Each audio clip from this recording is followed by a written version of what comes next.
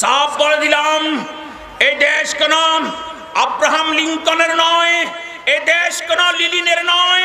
এ দেশ কোন কার্ল মার্কসের নয়, এ দেশ কোন মাও সুদিনের নয়,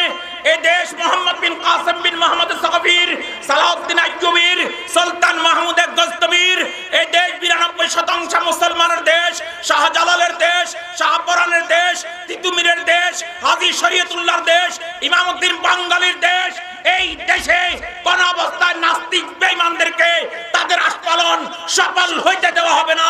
রক্ত যদি চাও, শাপলা চত্বরে রক্ত আমরা দিয়েছি, রক্ত যদি চাও টঙ্গীর ময়দানে আমরা রক্ত দিয়েছি, রক্ত যদি চাও পঞ্চগড়ে আমরা রক্ত দিয়েছি, রক্ত যদি চাও বোলাতে আমরা রক্ত দিয়েছি, রক্তের বন্যা বয়ে যাবে, তবুও নাস্তিক বেঈমানদেরকে সুযোগ দেওয়া হবে না।